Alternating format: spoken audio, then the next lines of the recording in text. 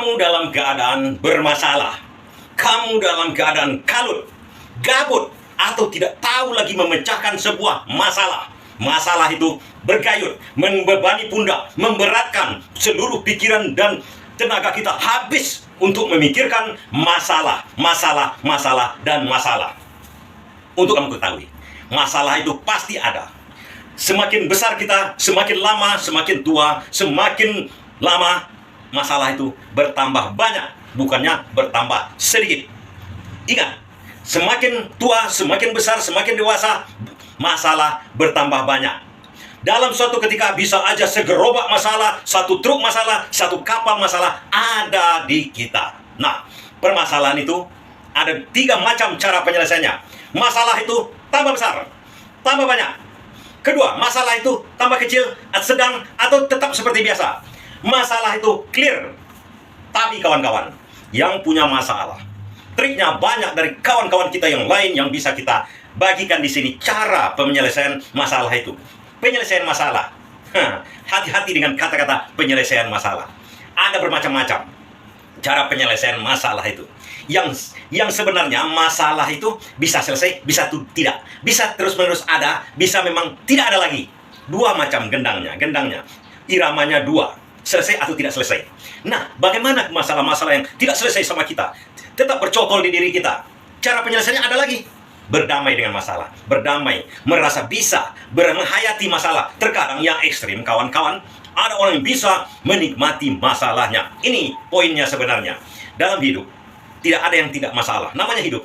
Kalau udah meninggal, itu masalah di diri kita itu habis. Jangan berkata bahwa dalam hidup kita nanti kalau udah menjadi banyak duit, masalah tidak ada lagi. Tidak. Masalah baru muncul. Masalah lama belum selesai, masalah baru muncul. Itu begitu kita. Nah, di sini sebenarnya mindset kita yang harus kita rubah. Mindset, cara berpikir menghadapi suatu masalah, itu yang harus kita rubah. Bisa jadi masalah itu bertambah banyak, atau berkurang, atau tanpa diselesaikan pun sendiri dia selesai. Cuma kita sebagai yang punya masalah, banyak macam-macam caranya untuk menghadapi masalah itu. Cara pertama adalah menyelesaikan. Doa pasti, kita berusaha. Nah, sebagai manusia, kita sebenarnya hanya bisa berusaha menyelesaikan. Bahkan tanpa diselesaikan pun bisa saja masalah itu selesai. Atau kita selesaikan, malahan bertambah masalahnya. Di situlah tak kuncinya. Kalau kita bermasalah, cara berpikirnya untuk diketahui. Masalah itu bisa berjalan terus-menerus, bisa bertambah banyak, bisa bertambah hilang, bertambah seiring waktu. Kadang-kadang masalah itu selesai dengan sendirinya.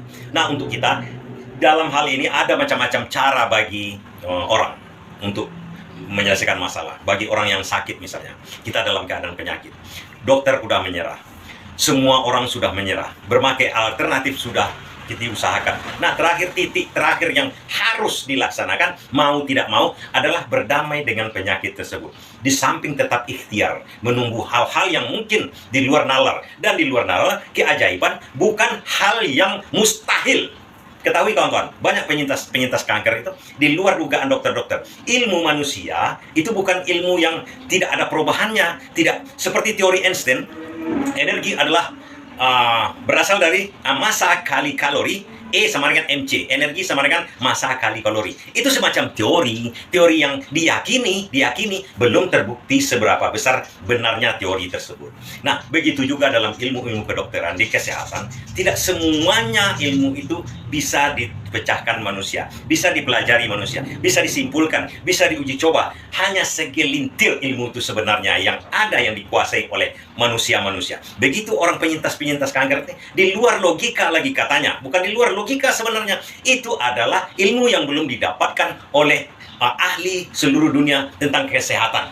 Itu penyintas kanker banyak yang mengalami hal itu dengan berbagai kemauan, dengan berdamai dengan penyakitnya, dengan cara mengakomodasi lagi bahwasanya itu adalah bagian dari dirinya, seperti tangan yang ikut dengan dirinya, seperti kaki yang ikut dengan badannya, seperti badan kita, seperti rambut, seperti kulit yang berwarna hitam. Berdamai. Kalau kita menolak hukum alam itu, akhirnya alam akan mencoba menghabisi kita.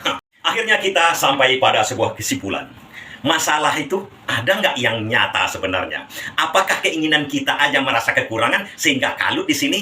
Orang lain kok ada, kita tidak ada. Itu bukan masalah sebenarnya. Masalah yang dibuat-buat kita sendiri. Cara berpikir kita itu yang bermasalah. Oke? Kemudian, apakah masalah itu memang ada? Seperti penyakit tentu ada. Ada. Kita merasa sakit, kemudian kita obati, kemudian tidak sembuh-sembuh, itu ada. Nah, jalan keluarnya yang pertama seperti tadi itu. Yang pertama, yang masalah yang tidak ada sebenarnya, jangan dibuat-buat masalahnya. Kalau kita berpikir yang tidak ada, kita nikmati yang ada. Nah, situ masalah tidak ada. Itu tidak ada sebenarnya. Yang kedua, dengan penyakit, kemudian berdamai dengan penyakit itu. Kalau memang kodratnya sudah ada, kita dekatkan diri lagi ke Tuhan. Nah, di situ kita bisa menghayati bahwasanya ini adalah kodratnya kita. Seperti hitamnya kulit kita tidak bisa putih. Orang putih tidak bisa hitam, karena itu udah kodrat, udah bagian. Seperti tangan kita ini, tangan kita ini dua, itu mengikut dengan kita. Sama juga dengan penyakit, misalnya penyakit bawaan, banyak ke orang-orang yang berpenyakit seperti diabetes itu ada keturunannya, dia bisa berdamai bertahun-tahun, panjang umurnya, sehat, karena dia bisa berdamai, mengetahui apa kira-kira yang bisa diusahakannya,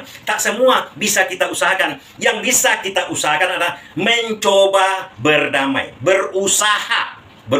Apakah kita bisa atau tidak, kita serahkan semuanya kepada yang mencipta kita. Amin.